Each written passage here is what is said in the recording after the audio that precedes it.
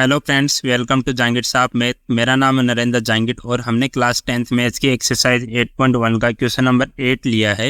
If 3 cot A is equal to 4, check whether 1 minus tan square A upon 1 plus tan square A is equal to cos square A minus sine square A और note.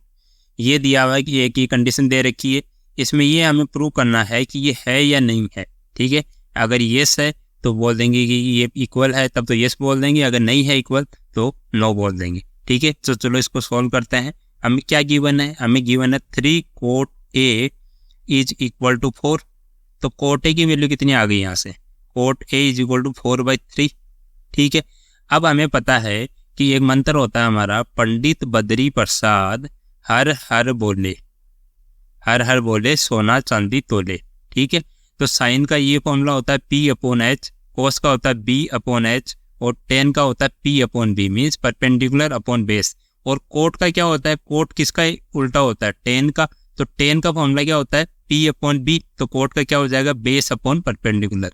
तो इसके equal में रख देंगे base upon perpendicular. तो हमारे पास base की value आ गई और परपेंडिकुलर की वैल्यू आ गई। तो अब एक ट्रायंगल, हमने राइट एंगल ट्रायंगल लिया, उसमें ये 90 डिग्री का एंगल माना, तो इसके सामने वाली साइड क्या हो जाएगी? हाइपोटेनियस हो गई। और ये एंगल ए मान लिया। ठीक है, ये एंगल ए है और ये पॉइंट हो गया ए, ये बी पॉइंट हो गया, ये सी पॉइंट हो गया। तो एंगल ए है, एंगल ए के सामने वाली साइड क्या हो जाएगी? ये वाली साइड हो जाएगी इसकी परपेंडिकुलर, और इसके एडजेसेंट साइड क्या हो जाएगी? ये हो जाएगी बेस। तो बेस की वैल्यू कितनी है? 4 है। और परपेंडिकुलर की वैल्यू कितनी है? देखो यहाँ 3 है। ठीक है, तो इससे हम हाइपोटेनस की वैल्यू निकाल सकते हैं, क्योंकि हमें परपेंडिकुलर पता है, बेस पता है। तो हाइपोटेनस की वैल्यू कैसे फाइंड आउट करेंगे?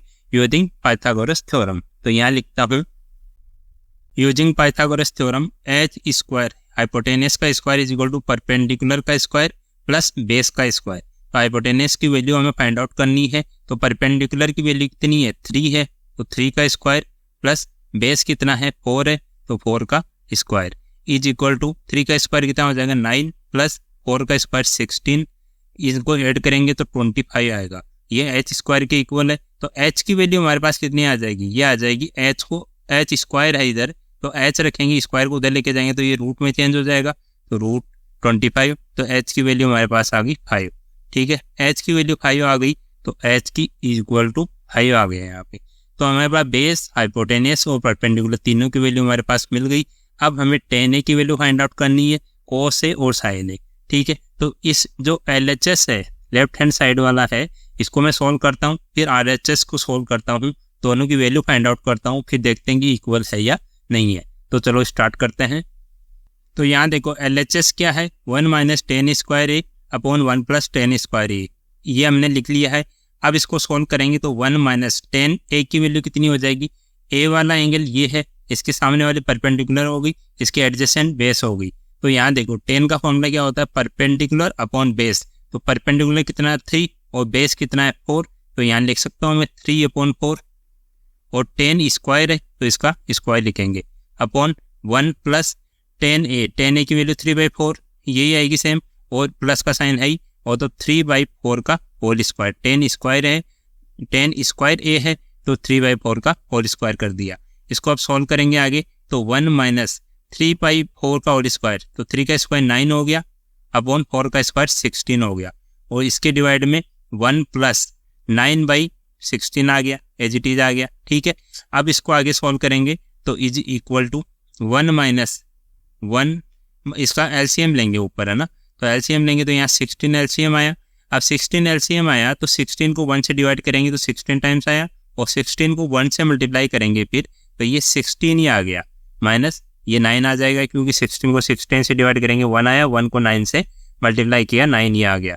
अब इसमें भी एलसीएम 16 ही आएगा, और ये आ जाएगा यहाँ 16, ये प्लस 9। अब इसको सोल्व करो, इसको सोल्व करेंगे तो 16 माइनस 9 ये कितना आ जाएगा? 7। तो 7/16 अपॉन 16 प्लस 9 ये कितना आ जाएगा? 25/16।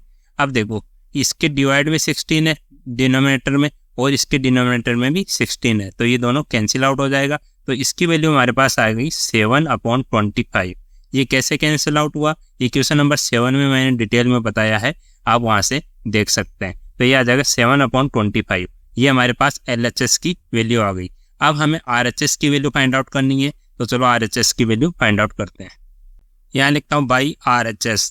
तो RHS में क्या पूछा है, ये पूछा है कोस स्क्वायर ए माइनस साइन स्क्वायर ए। ठीक है, तो कोस स्क्वायर की वैल्यू कैसे फाइंड आउट करेंगे, कोस का फॉर्मूला क्या होता है, बेस अपॉन हाइपोटेनियस। बेस कितना है 4, हाइपोटेनियस की वैल्यू कितनी है 5, तो 4/5 का होल स्क्वायर, क्योंकि कोस स्क्वायर है तो होल स्क्वायर कर दिया, माइनस साइन ए। साइन ए की वैल्यू कितनी आ जाएगी, परपेंडिकुलर अपॉन हाइपोटेनियस। परपेंडिकुलर कितना 3, हाइपोटेनियस की वैल्यू कितनी है 5, तो 3/5 का होल स्क्वायर, क्योंकि साइन स्क्वायर है तो होल स्क्वायर लिखेंगे, इज इक्वल टू। अब इसको सॉल्व करो, 16 आ गया अपॉन 25 माइनस ये 9/25 आ गया।